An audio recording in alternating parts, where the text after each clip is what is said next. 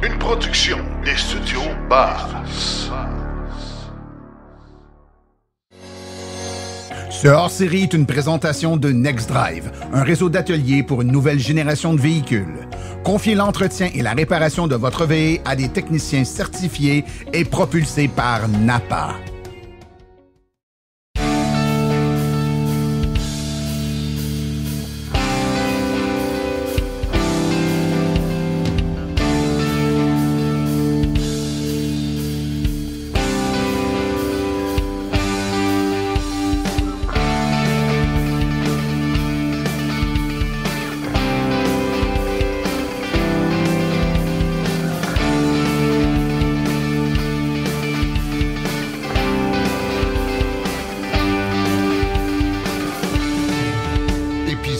Hors série.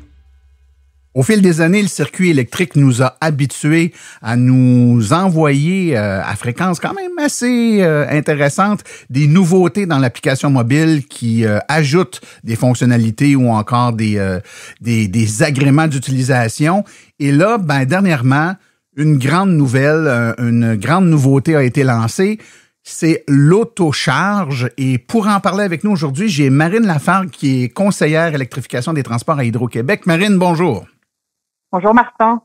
Écoute, premier élément, on va clarifier les choses. Les gens me posent sur la question. Et oui, on se connaît bien, là. On travaille étroitement ensemble. Oui. Donc, on va se vouvoyer. Les gens vont peut-être voir qu'on est familier, mais c'est parce qu'on se connaît bien. J'aimerais que tu m'expliques un peu, c'est quoi ton rôle à Hydro-Québec, toi? Oui, bonjour Martin, puis merci pour cette belle opportunité. En effet, on se connaît très bien parce qu'on travaille ensemble. Moi, je suis chargée d'équipe pour l'unité produits et projets du circuit électrique. Puis ça fait maintenant 8 ans que je travaille pour Hydro-Québec et en fait plus spécifiquement presque 2 ans maintenant pour le circuit électrique. Et en effet, dernièrement, j'étais en charge de piloter le projet Autocharge pour le circuit électrique. Parfait. Donc, tu pilotais le projet Autocharge, tu étais au cœur du développement, puis des tests, puis de la réalisation de cette fonctionnalité-là. Ma première question est fort simple, mais en même temps importante pour le suite de l'entrevue. C'est quoi Autocharge? Alors, qu'est-ce qu'Autocharge? Donc, pour faire simple, imagine, tu arrives à une borne de recharge rapide avec ta voiture électrique. Tu sors, tu branches le câble et ta recharge démarre. C'est tout. Donc, tu n'as pas besoin de sortir ton téléphone ou d'ouvrir ton application et chercher la borne sur laquelle tu es ou alors de passer ta carte de membre. La recharge n'a pas démarré toute seule. En gros, c'est ça l'autocharge pour faire simple. Puis en même temps, le nom le dit un peu, hein? Autocharge, donc charge automatique. J'aimerais ça qu'on compare un peu. On sait que Tesla, par exemple, a cette fonctionnalité depuis les tout débuts. Donc, le concept de on fait juste brancher l'auto, puis ça se met à charger, ça existait chez Tesla depuis longtemps. Est-ce que c'est est-ce que ça fait la même chose sans être nécessairement la même technologie en arrière? Est-ce que ça fait la même chose en termes de résultats? Oui, en effet, Tesla, ça a été l'entreprise pionnière de ce système en l'offrant à tous ses utilisateurs sur ses superchargeurs. Par contre, quand on parle de Tesla, on parle d'un seul et même réseau, une seule et même marque de véhicule, un type de borne de recharge. Donc, c'est un circuit, si on peut dire, fermé. Alors que pour le circuit électrique, il a fallu vraiment développer un système pour que cela puisse prendre en compte une multitude de modèles de véhicules électriques, ainsi que différents manufacturiers et modèles de bornes de recharge. Donc oui, en arrière, c'est la même technologie, mais c'est un peu plus complexe d'intégration, un peu plus complexe au niveau des tests aussi et du déploiement. Oui, on comprend facilement que Tesla fabrique les bornes, fabrique les voitures, donc s'assure que tout communique bien ensemble. Votre défi, vous, c'est que vous fabriquez aucune voiture, vous fabriquez aucune borne, mais tous les modèles de voitures utilisent vos nombreux modèles de bornes. Donc, il fallait attendre qu'il y ait un standard de l'industrie qui semble s'installer avant de dire on déploie cette technologie-là, puis ça va fonctionner avec plusieurs modèles de voitures. Puis on va y revenir tantôt à savoir avec de quelle façon ça fonctionne-tu avec tous les véhicules puis sur toutes les bornes. Ma question supplémentaire, c'est est-ce que cette fonctionnalité-là, donc, elle est disponible pour tous les membres du circuit électrique et est-ce qu'il y a des coûts pour pouvoir l'utiliser? Alors oui, elle est disponible pour tous les membres du circuit électrique qui ont un véhicule compatible. C'est une fonctionnalité qu'on a voulu offrir gratuitement à nos membres. Donc en fait, il suffit d'être membre du circuit électrique, d'avoir un véhicule compatible pour en bénéficier. Par contre, je tiens à préciser, les recharges, elles continuent bien sûr d'être payantes. Donc, il faut toujours bien penser à avoir des sous sur son compte pour que ça fonctionne. Oui, donc en fait, ça change rien au niveau de la recharge, des coûts de recharge, ça change rien. Donc, si on avait utilisé la carte ou l'application mobile à la place de cette nouvelle fonctionnalité-là d'autocharge, ça aurait coûté exactement le même prix. Ce qu'on va dire, c'est qu'il n'y a pas un surcoût dû au fait qu'on utilise l'autocharge plutôt que la carte ou l'application mobile. Exactement. Excellent. Exactement. Maintenant, si c'est disponible pour n'importe quel membre du circuit électrique, qu'est-ce qu'on fait? On ouvre l'application puis c'est déjà dedans? Est-ce qu'on doit faire des mises à jour? C'est quoi les étapes là, pour être capable de l'utiliser correctement? Oui, c'est une très bonne question parce que je pense que c'est quelque chose qu'on devrait dire à l'ensemble de nos membres, expliquer à l'ensemble de nos membres un peu plus en détail. Mais en gros, pour pouvoir configurer Autocharge pour son véhicule ou ses véhicules, si on en a plusieurs, dans un premier temps, il faut d'abord se créer un compte circuit électrique dans notre application mobile. Sauf si on a déjà un compte existant, je dirais de mettre à jour en effet l'application mobile va être la première chose à faire. Ouais, donc aller sur le Apple Store ou le Google, je me souviens plus comment ça s'appelle, le Play Store. Le Play Store, oui, puis télécharger, oui. avoir la dernière version de l'application parce que vous faites des mises à jour régulières et cette fonctionnalité-là d'autocharge a été placée dans les dernières versions de l'application. Donc, si vous avez une version qui date de 3, 4 ou 6 mois, ben cette fonctionnalité-là d'autocharge sera pas présente. Donc, assurez-vous de faire vos mises à jour. Je te laisse continuer avec les étapes. Pas de problème. Donc, une fois qu'on a téléchargé l'application puis on s'est créé un compte circuit électrique, il faut ajouter un véhicule à son compte. Donc, si le véhicule est compatible avec la fonctionnalité autocharge, on va être invité à commencer la configuration autocharge directement dans l'application mobile. Puis cette première étape-là dans l'application mobile, c'est simplement, entre guillemets, d'accepter les termes et conditions qui encadrent cette technologie.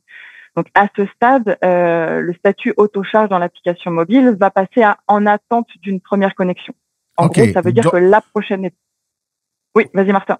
Donc, ça veut dire que à la maison, avant même d'avoir fait quoi que ce soit, là, on s'assure qu'on a la bonne version de l'application, on ouvre l'application, on va voir notre véhicule, si on a déjà un véhicule ou on ajoute un véhicule, là, si c'est une première fois qu'on ajoute un véhicule. Et là, on va avoir une fonctionnalité qui nous dit, dans le fond, on nous demande est-ce qu'on veut ou non utiliser cette fonctionnalité-là et on doit dire oui. Donc, on n'oblige personne à l'utiliser. Il faut dire oui pour l'utiliser. Exactement. Et ça, on peut faire ça de la maison ou on doit faire ça quand on est devant la borne, devant une borne? On peut faire ça où on veut dès lors qu'on a une réception cellulaire et que l'application fonctionne. On peut faire ça directement devant une borne et faire tout le processus d'inscription et de configuration devant une borne, mais on peut très bien le commencer dans son canapé à la maison et le poursuivre par la suite. Là, il n'y a pas de moment précis. Là, c'est vraiment comme on veut. OK. Donc, étape 1, on s'assure qu'on a la bonne version de l'application, donc une version à jour. Étape 2, on va dans son véhicule et on accepte les termes et conditions de l'autocharge pour signifier à l'application qu'on accepte d'utiliser cette fonctionnalité-là. Ensuite, on fait quoi? Exactement. Donc, ce que je disais, c'est ça. C'est qu'une fois qu'on a accepté finalement les termes, on a commencé la configuration d'autocharge dans l'application mobile, on va nous demander d'aller à une borne de recharge pour venir se brancher. Je l'ai pas expliqué un petit peu plus haut quand tu me demandais c'était quoi l'autocharge. J'essayais d'avoir une définition assez, on va dire, haut niveau sans rentrer dans les détails.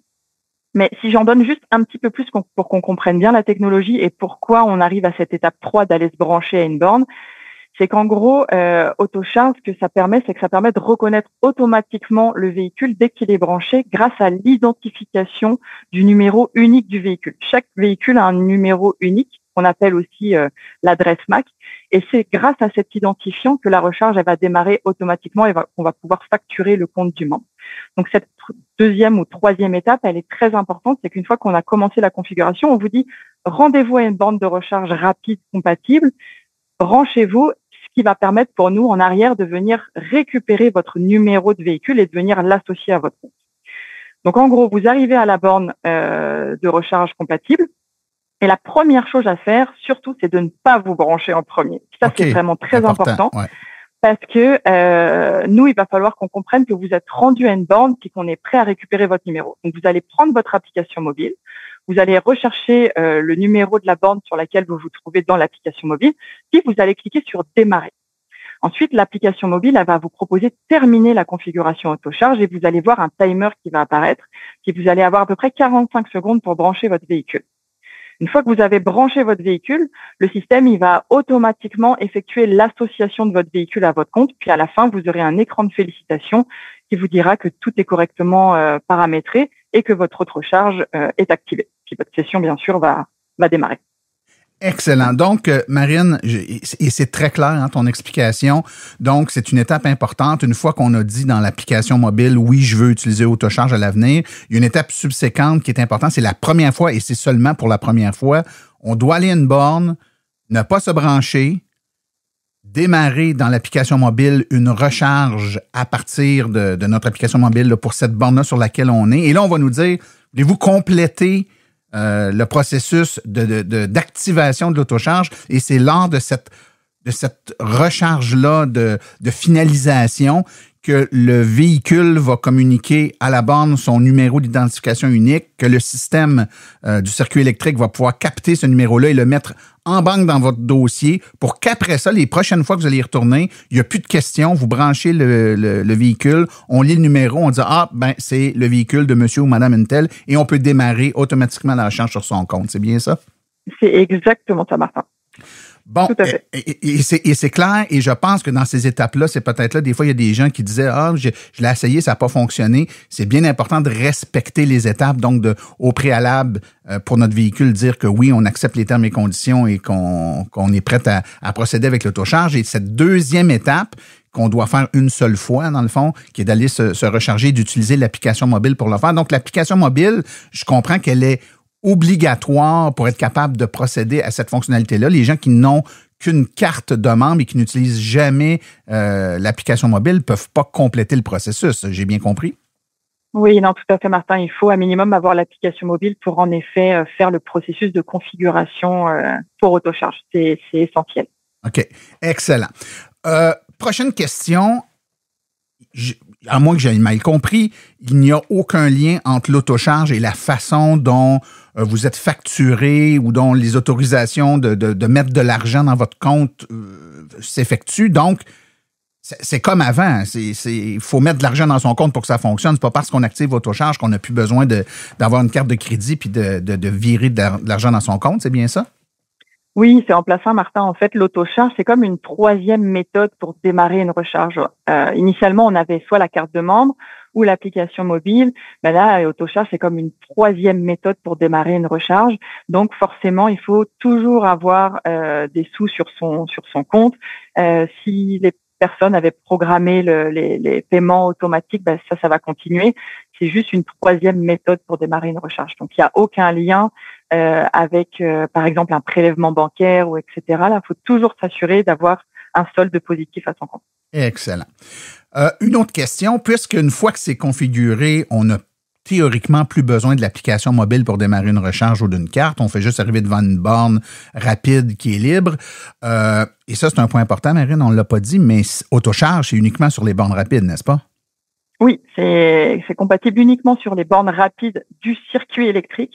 Donc, les bornes de niveau 2 qu'on peut voir là de rue, tout ça, c'est pas compatible à Autocharge. Uniquement les bornes rapides du circuit électrique qui sont munies, puis ça, c'est très important aussi, de connecteurs CCS ou NACS.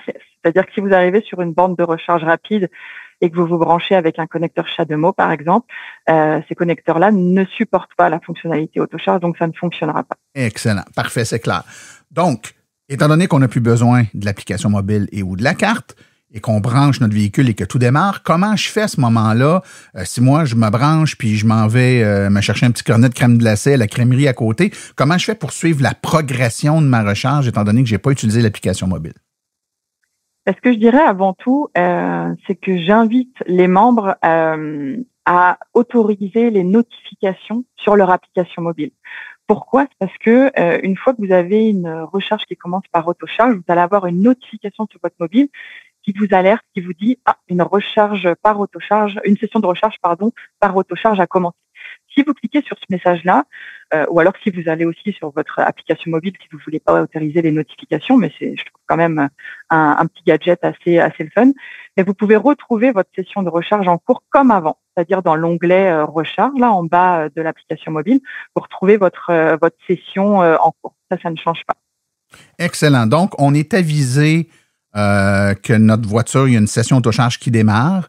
Et on peut suivre comme avant la progression. Donc, on peut démarrer l'application mobile, non pas pour démarrer la recharge, elle aura démarré automatiquement, mais pour bien suivre là, les différentes la progression de la recharge, je devrais dire. Exactement. OK, c'est excellent. J'ai une autre petite question. Qu'est-ce qui arrive, par exemple, dans le cas où je prête ma voiture à quelqu'un? Donc, je m'en vais en vacances 2 semaines, je demande à mon voisin de me donner un lift jusqu'à l'aéroport, puis je lui dis, hey, pendant que je vais être parti, tu peux prendre ma voiture. Mais là, lui, ça veut dire qu'à chaque fois qu'il va prendre ma voiture puis qu'il va se brancher sur une borne, moi, je vais être facturé sur mon compte, donc il utilise mes sous pour ses propres déplacements. Comment on procède si on prête notre voiture à quelqu'un et qu'on ne veut pas être facturé pour les recharges de cette personne-là le temps qu'on lui a prêté la voiture? Oui, c'est un bon point que tu dis, puis on y a pensé, puis on l'a prévu. En gros, c'est très simple. Si vous avez autocharge activé sur votre véhicule, puis que vous, comme tu disais, vous avez prêté votre véhicule, vous pouvez aller dans votre application mobile, sous mon compte Mes véhicules, puis cliquer sur le véhicule en question. De là, en fait, vous retrouverez des informations en lien avec votre statut autocharge et vous aurez un petit bouton, une espèce de petit...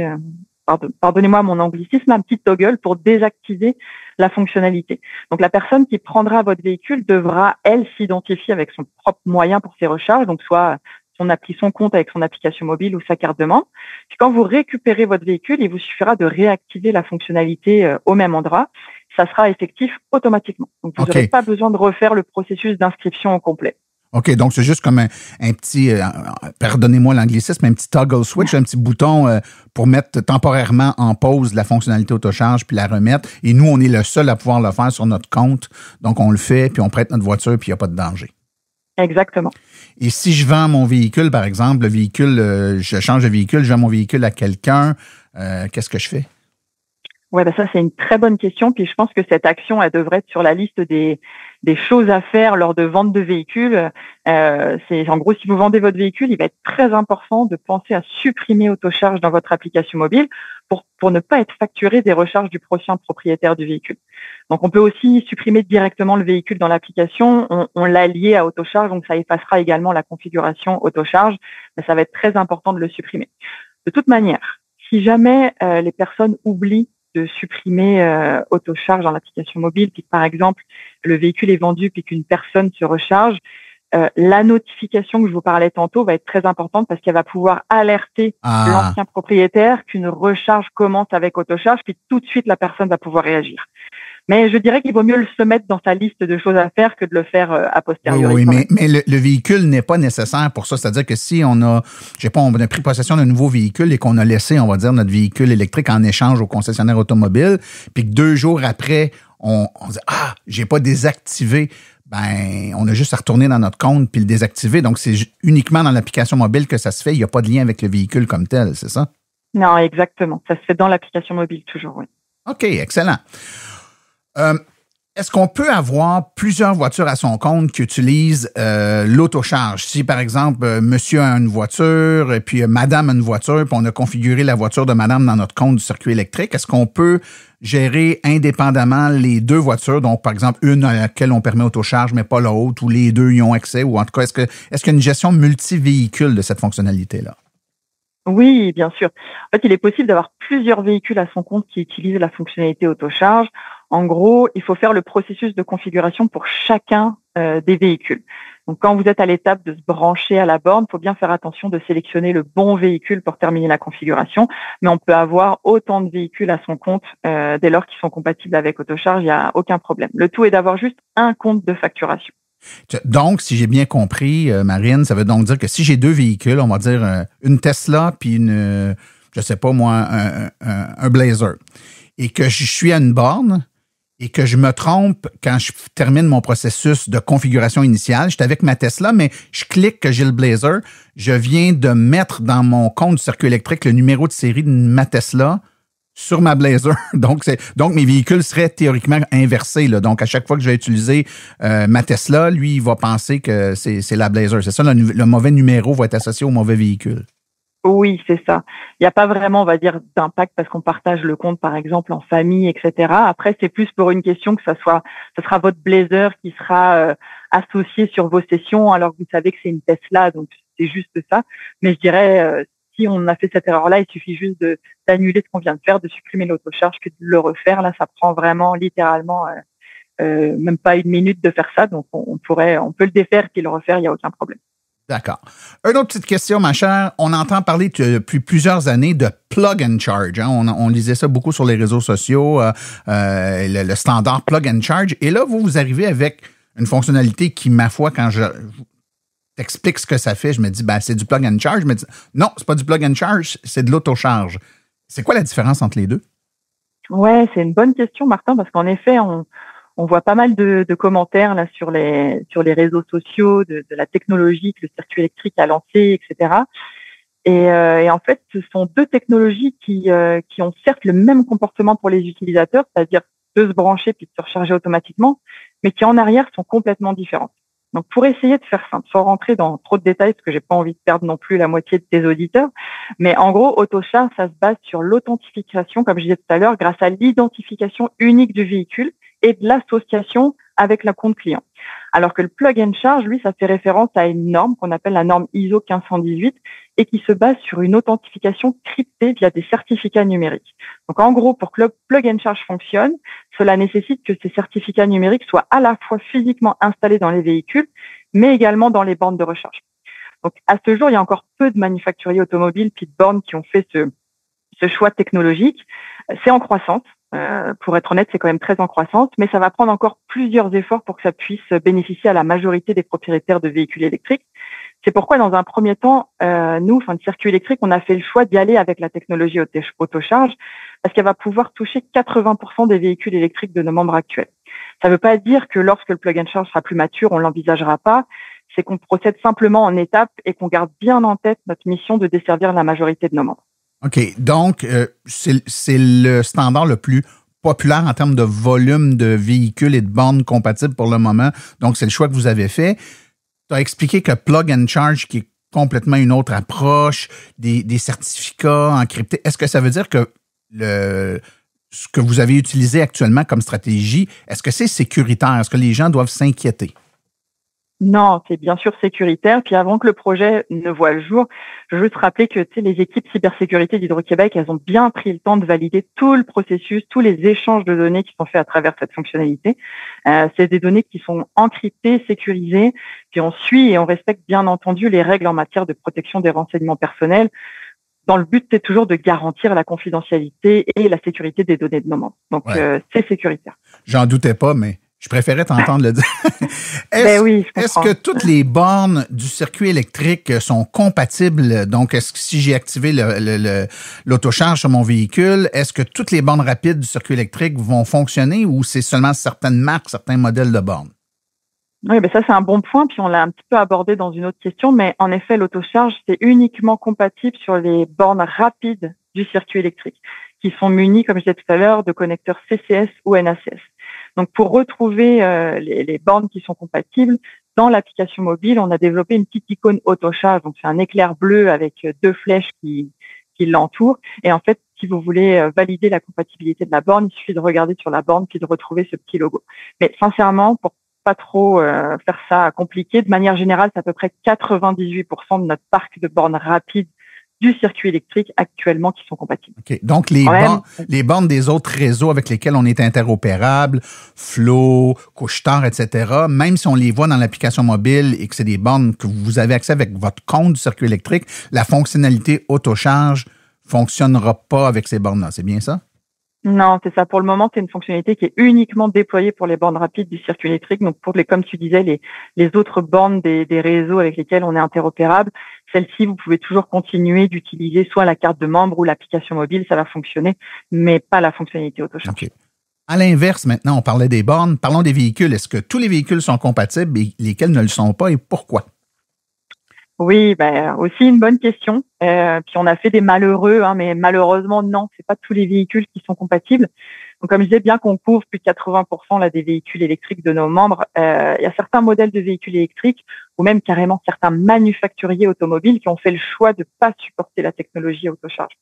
Donc dans les faits, comment ça se passe, c'est que vous savez l'identifiant unique dont je parlais du véhicule là qu'on récupère pour l'associer au compte membre, en fait il est pas fixe.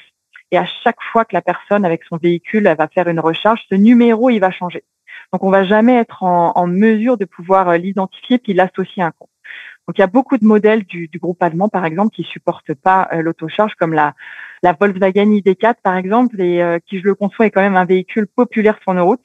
Mais les manufacturiers n'ont pas fait le choix de supporter cette technologie. Donc c'est pas qu'on ne veut pas l'offrir à ses propriétaires, C'est juste les choix des manufacturiers automobiles qui dictent en fait la technologie choisie.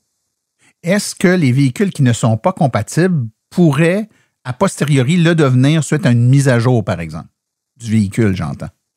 Oui, je suis pas une spécialiste technologique automobile, mais je dirais dans l'univers automobile, tout est possible. Mais c'est avant tout un choix. Donc en effet, si les constructeurs ils décident de finalement supporter autocharge, j'imagine que cette fonctionnalité elle pourrait être activée avec une mise à jour logicielle. Mais généralement, c'est plus un choix entre l'une ou l'autre des technologies. Ouais. Donc soit autocharge, soit plug and charge. Mais encore là, je veux pas me substituer aux experts du métier de ce côté-là. On approche de la fin, Marine, mais il me reste quand même 2 petites questions. La première, pourquoi c'est maintenant que cette fonctionnalité-là est mise en branle? On pouvait pas le faire avant. Pourquoi ça a pris toutes ces années avant de lancer ça? Ouais, c'est une très bonne question, Martin. Puis je pense que tu le sais tout autant que moi dans cette réponse. C'est parce que on peut pas tout faire et puis tout en même temps non plus. Donc en effet, cette technologie, comme on disait en début d'interview, elle date pas d'hier. Puis elle existait déjà depuis plusieurs années. Cependant, en fait, on a préféré d'abord prendre le temps d'avoir une maturité technologique de notre réseau, avec un réseau de bornes rapides suffisamment étendu, moderne, pour répondre aux besoins premiers des électromobilistes, qui était d'avoir un réseau d'abord de bornes diverses, en nombre, avec une grosse couverture géographique. Et ça prend des ressources pour accomplir tout ça. Donc, je viens pas minimiser tout ce qui a été fait par le passé, mais on s'est vite rendu compte par la suite qu'il fallait au maximum qu'on soutienne aussi l'électrification des transports, en éliminant les barrières à l'adoption. Donc les gens, ils recherchent quoi aujourd'hui? Ils recherchent des solutions simples, rapides, puis surtout comparables à un paiement sans contact. Ouais. Donc il fallait qu'on essaye de faire notre bout de chemin dans cette voie-là en améliorant l'expérience de recharge de nos membres au maximum. Écoute, et la toute dernière question, et là, on verra si tu peux me répondre ou pas. Est-ce qu'il y a d'autres nouveautés technologiques au circuit électrique qui s'en viennent pour lesquelles tu peux nous glisser quelques mots? Écoute, pourquoi pas la prochaine étape d'autocharge, ça serait de l'avoir sur les réseaux interopérables. Mais non, plus sérieusement, là, on est vraiment très occupé. Tu le sais mieux que moi aussi, là, au circuit électrique. On peut pas dire qu'on s'ennuie. Je peux pas trop donner de détails, malheureusement, mais on a beaucoup de choses dans les cartons. Et 2026 va être une très très grosse année, donc restez connectés. Beaucoup de choses s'en viennent. Parfait. Écoute, Marine, je rappelle que tu es conseillère électrification des transports à Hydro-Québec et que tu as été chargée de projet sur le projet Autocharge. Je te remercie beaucoup pour les informations et les clarifications que tu as fait avec nous aujourd'hui. Et merci beaucoup, Martin, pour l'invitation. Ça fait plaisir. Merci. Au revoir. Bonne journée.